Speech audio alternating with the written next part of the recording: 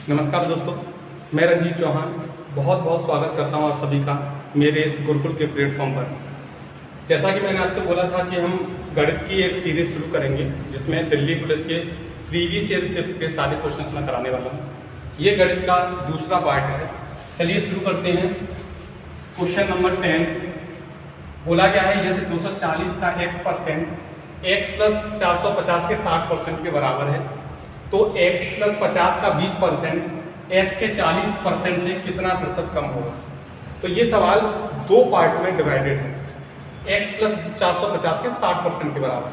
तो पहले तो हम इसे सॉल्व करेंगे। तो यहाँ लिखेंगे 240 का मतलब मल्टीप्लाई x परसेंट का मतलब लिखेंगे बटे 100। ये किसके बराबर है? x प्लस 450 के 60% के बराबर है ये वाली वैल्यू। तो यहाँ पे लिखेंगे कि 60% के बराबर। तो यहाँ से हम x की वैल्यू आराम से निकाल लेंगे। 100 से 100 क्या हो जाएगा? यहाँ पर कैंसिल हो जाएगा। ठीक है, 0 से किस 0 को कैंसिल कर देंगे। 6 से ये कितनी बार कट जाएगा? 4 बार कट जाएगा। तो हमारे पास जो वैल्यू बचेगी वो बचेगी 4x बराबर x प्लस 450। ठीक है, अब क्या करेंगे? x को इधर लाएंगे तो यहाँ पर 3x बराबर हो जाएगा 450 और यहाँ से x की वैल्यू कितनी आ जाएगी? 150। कितनी आ जाएगी? 150।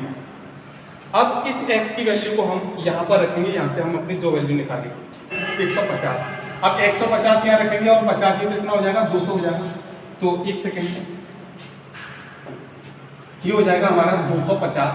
250 का 20% करेंगे तो बटे 5 होगा और यहाँ पर एक और वैल्यू आएगी x का 40%, यानी 150 का 40% हम यहाँ निकालेंगे। तो ये हो जाएगा 150 का 40% करेंगे तो नीचे कितना आएगा? 100 आएगा। यानी कि ये सॉल्व होकर कितना आ जाएगा? ये आ जाएगा 60 और ये कितना आएगा यहाँ पर? ये आएगा 50। इसमें बोला गया है कि ये वाली जो वैल्यू है ये x के 40% से कितनी कम है।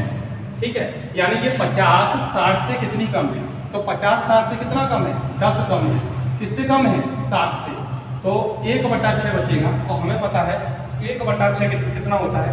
1/6 16 से 2/3% के बराबर। दूसरा प्रश्न हमारे सामने है। इसमें बोला गया है दो धनात्मक संख्या, एक सेकेंड, इसमें बोला गया है दो धनात्मक संख्या है।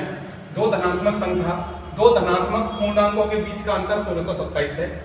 जब बड़ी संख्या को छोटी संख्या से विभाजित किया जाता है तो भागफल 7 और शेषफल 157 प्राप्त होता है। ठीक है, छोटी धन पूर्णांक संख्या के अंकों का योगफल क्या होगा। तो कैसे करेंगे? देखो यहाँ पर दो धनात्मक पूर्ण संख्याओं के बीच का अंतर दे रखा है। मान के चलो कि मैंने एक संख्या मान ली x और एक संख्या मान ली मैंने y। दोनों का अंतर इस सवाल में कितना दे रखा है? तो ये दे रखा है 1627। ठीक है, इसमें बोला गया है कि बड़ी संख्या को छोटी से विभाजित किया जाता है और हमने पढ़ा है ये कि भाज्य बराबर कितना होता है? भाज्य बराबर होता है भाजक गुणा भागफल प्लस शेषफल।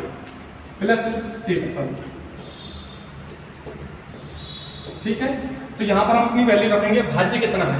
यहाँ हम बड़ी संख्या को छोटी संख्या से भाजित कर रहे हैं। तो बड़ी संख्या मैंने क्या मानी है? यहाँ x। भाजक क्या है? यहाँ पर छोटी संख्या क्या है? y। तो मेरा भागफल कितना आया है? भागफल मेरा 7 आया है और शेषफल कितना आया है? शेषफल मेरा 157 आया है। तो यहाँ से इक्वेशन बनेगी x माइनस के 7y इज इक्वल टू 157। ठीक है, एक इक्वेशन मेरी ये रही, दूसरी इक्वेशन ये रही। इन दोनों इक्वेशन को सोल्व करके मुझे किसकी वैल्यू निकालनी है? y की वैल्यू निकालनी है। चलिए, तो y की वैल्यू कैसे निकालेंगे? देखिए, x माइनस के y इज इक्वल टू दे रखा है 1627। ठीक है, और x माइनस के 7y मेरा कितना सॉल्व होकर आया है? 157। ठीक है, यहाँ पर साइन चेंज करेंगे तो ये तो कैंसिल हो जाएगा। यहाँ कितना बचेगा? प्लस के 6y और यहाँ इसमें से इसे माइनस करेंगे तो ये बचेगा 1470। ठीक है, 6 से इसको डिवाइड करेंगे तो 6 से कटेगा 6 दूनी 12, 2 बचे, 6 चौक 24, 6 पंजे 30। तो y की वैल्यू कितनी आ गई मेरी? 245 आ गई। अब मुझसे पूछा क्या इस सवाल में कि जो छोटी वाली संख्या थी इसके अंकों का योग बताइए। तो 5 + 4 9 और 2 कितने हो गए? 11। तो इसका आंसर क्या आएगा? 11 इसका सही आंसर होगा। क्वेश्चन में बोला गया है एक वस्तु का अंकित मूल्य 2400 रुपये है, इस पर 15%, 10% और X% की 3 क्रमिक छूट देने के बाद इसे 1542.24 में बेचा जाता है। तो X की वैल्यू क्या है, यानी जो तीसरी छूट दी रखी है उसका मान पूछा है। दिल्ली पुलिस में पिछले साल ये थोड़ा इजी क्वेश्चन पूछ लिया गया है। अब देखिए अंकित मूल्य, हम जो भी छूट देते हैं वो अंकित मूल्य पर देते हैं, ठीक है। किसी वस्तु का अंकित मूल्य कितना है, तो ये बोला गया है 2400 रुपये अंकित मूल्य है। तो पहला डिस्काउंट कितना दिया है, 15%, यानी कि अगर कीमत परसेंट में 100 है तो 15% आपको कीमत नहीं देनी है, तो आपको कितने परसेंट देनी है, आपको 85% कीमत अदा करनी है, ठीक है। अब जो नई कीमत बनेगी ये अपने आप में फिर से 100% हो जाएगी, तो दूसरी छूट जो दी जाएगी वो दूसरी कीमत पर दी जाएगी, यानी नई कीमत पर दी जाएगी। अब ये अपने आप में जब 100% है और 10% की फिर दोबारा उसने छूट दी है, तो फिर कीमत कितनी देगा, वो 90% देगा। ये जो नई कीमत बनी इसकी भी तीसरा डिस्काउंट जो X% है। अब इसको मैंने 15 को 100 में से घटाया 85 बना, 10 को मैंने 100 में से घटाया 90 बना, और X% का जो डिस्काउंट है इसको भी मैं 100 में से माइनस करूंगा, तो 100 माइनस X अपॉन कितना आएगा 100, जब ये कीमत किसके बराबर होगी, जब विक्रय मूल्य के बराबर होगी। और सवाल में विक्रय मूल्य कितना दे रखा है, 1542.24 दे रखा है, ठीक है। सबसे पहले इस पॉइंट को हम हटाएंगे, यहाँ से नीचे क्या बढ़ाएंगे 2 जीरो, और 100 से 100 क्या हो जाएगा, कैंसिल हो जाएगा, ठीक। अब इसके बाद क्या करेंगे हम, देख, हाँ जी, तो सबसे पहले हम यहाँ पर 100 से 100 ये कैंसिल होगा, ठीक है। 2 जीरो से ये 2 जीरो कैंसिल होगा, 1 जीरो से 1 जीरो कैंसिल होगा, 5 से काटा मैंने 17 बार, 5 से कटेगा कितनी बार, 2 बार, 2 से काटेंगे इसे 12 बार, ठीक है।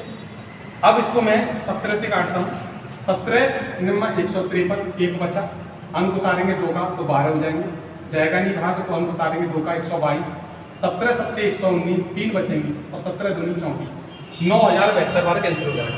12 से काटेंगे इसके, 12 सत्ते 84, 6 बचेंगे, 12 5 60, 7 बचेंगे, 12 6 है, ठीक है क्या, ये कटा 756 बार।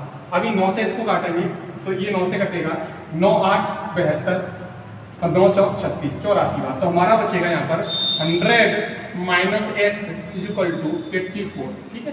X को उधर भेजेंगे, 84 को इधर, तो यहाँ रह जाएगा कितना, यहाँ रह जाएगा 16, और उधर बचेगा X। तो जो X की वैल्यू पूछी गई थी वो कितनी है, 16%।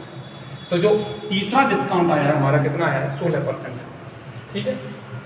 नेक्स्ट क्वेश्चन बोला गया है एक किसी काम का 33 से 1/3% भाग 10 दिन में कर सकता है, और बी उसी काम के 66 से 2/3% भाग को 8 दिन में कर सकता है। दोनों मिलकर एक साथ उस काम को 8 दिन तक करता है। दोनों मिलकर 8 दिन तक काम किया, शेष काम को सी ने अकेले 3 दिन में किया, तो ए और सी मिलकर काम का 5/6 भाग कितने दिन में पूरा करेंगे। थोड़ा सा कह सकते हैं कैलकुलेटर सवाल है, लेकिन इतना भी हार्ड नहीं है, एक बार ट्राई करें तो हो सकता है सवाल। देखिए कभी भी यहाँ पर हिस्से में सब अगर काम किया जा रहा है तो पूरा काम निकाल लेते हैं। अगर 33 से 1/3 कितना होता है, 1/3। अब 1/3 काम को ये कितने दिन में कर रहा है, 10 दिन में, तो पूरे काम को कितने दिन में करेगा, यानी पूरा काम यानी कितना, एक काम। तो एक काम को ये कितने दिन में करेगा, 30 दिन, ठीक है। ऐसे ही बी का निकालें, तो बी जो है, एक सेकेंड, बी जो है, या बी की बात करें तो बी पूरे काम का कितना, 66 से 2/3, यानी 2/3 काम को कितने दिन में कर रहा है, 8 दिन में। तो एक काम को कितने दिन में करेगा बी, तो 2 से कटेगा 4 बार, और 4 3 कितने होते हैं, 12, तो 12 दिन ले लेगा बी पूरे काम को करने में, ठीक है। अब मैं ए की बात कर रहा हूँ और मैं यहाँ बी की बात कर रहा हूँ। बी एक पूरे काम को कितने दिन में करता है, 30 दिन में। कितने दिन में करता है, 30 दिन में। और बी पूरे काम को कितने दिन में करता है, 12 दिन में। अगर यहाँ पे मैं एलसीएम लूँ तो एलसीएम कितना आएगा, 60 आएगा, ठीक है। एलसीएम कितना आएगा, 60 आएगा। चलिए, तो इसकी ए की क्षमता कितनी आएगी, 2, और बी की क्षमता कितनी आएगी, 5, ठीक है। अब दोनों ने मिलकर 8 दिन तक काम किया। ये एक दिन में कितना काम कर रहे हैं, 7, तो 8 दिन में कितना करेंगे, 56। अब 56 काम जब हो जाएगा तो कितना काम शेष बचेगा, 4 काम शेष बचेगा। तो शेष काम सी ने 3 दिन में किया है। कितने दिन में किया है, तो यहाँ पर हम सी की क्षमता निकाल सकते हैं। सी की क्षमता कितनी होगी, तो सी ने 4 काम कितने दिन में किया है, बताना, 3 दिन में किया है। तो सी की क्षमता कितनी आ गई, 4/3 आ गई, ठीक है। अब मुझे ए और सी पे काम करवाना है। काम कितना करवाना है, 5/6 काम कराना है, यानी टोटल काम यहाँ पर 60 था, लेकिन मुझे 60 काम नहीं कराना है, मुझे पूरा काम कितना कराना है, मुझे पूरा काम 5/6 कराना है। तो 60 का 5/6 कितना होगा, 5 का 5/6 कितना होगा, 50 होगा। ठीक है, ये 6 से कटेगा, 6 से ही कटेगा 10, 10 5 50। तो ए की क्षमता कितनी है 2 और सी की क्षमता कितनी है यहाँ पर 4/3। तो 2 और 4/3 कितने हो जाएंगे, तो 2 प्लस 4/3 ये हो जाएंगे तुम्हारे 3 दूनी 6 4 10/3 हो जाएंगे। ठीक है, तो इसको हम 10/3 भी लिख सकते हैं, कितना 10/3 भी लिख सकते हैं। यहाँ पर हम लिखेंगे 10/3, तो 3 ऊपर पहुँच जाएगा मल्टीप्लाई, यहाँ से ये 3 कैंसिल हो जाएगा। ठीक है, तो हम 10 से इस 5 को काटेंगे, कितनी बार कटेगा ये 5 बार, और 5 की कितनी होती है 15, तो इसका आंसर कितना आएगा बताइए 15 आएगा। ठीक है, एक बार मैं दोबारा समझाता हूँ कि 1/3 33 से 1/3 फ्रैक्शन में 1/3 होता है। अगर ए 1/3 काम को 10 दिन में कर सकता है, तो एक पूरे काम को यानी एक काम को कितने दिन में करेगा, 30 दिन में। 3 × 10 कितना हो गया 30।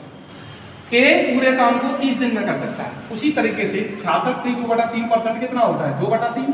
अब एक काम निकालना है बी, एक काम यानी पूरा काम कितने दिन में करेगा, तो 2 से घटाइए 4 बार, 4 बार, बी पूरे काम को 12 दिन में।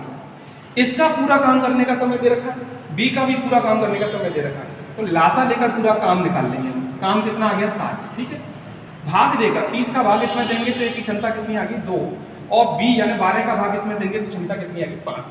दोनों की मिलाकर क्षमता कितनी है 7। क्षमता का मतलब होता है एक दिन में कितना काम करेगा, दोनों मिलकर एक दिन में कितना काम करेंगे 7। 8 दिन तक काम किया तो 8 7 56 काम को कंप्लीट कर देंगे। 60 में से 56 ये काम कितना बचा 4। ये शेष काम सी ने किया है 3 दिन में, तो काम ऊपर समय नीचे तो क्षमता आ जाती है 4/3 क्षमता किनकी आ गई सी की आ गई। 4/3 क्षमता किसकी आ गई यहाँ पर सी की आ गई। ठीक है, अब काम जो था उसका 5/6 हिस्सा पूरा कराना है। पूरा काम था 60 का 5/6 कितना होता है 50। ये 50 काम ए और सी पर मिलकर करवाना है, तो ए और सी अपनी क्षमता से काम करेंगे। ए की क्षमता यहाँ 2 है, सी की क्षमता मैंने कितनी निकाली है 4/3, दोनों को जोड़ेंगे तो क्षमता होगी 10/3। इस 50 काम को 10/3 से करेंगे, 3 ऊपर पहुंच जाएगा, इसे काट के 5 की 15 इसका आंसर होगा।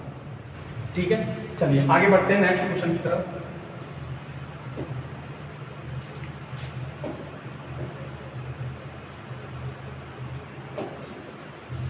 चलिए, तो ये क्वेश्चन है आपके सामने, सिंप्लीफिकेशन का क्वेश्चन है, लेकिन इतना भी इजी नहीं है जैसा आपको देखने में लग रहा है।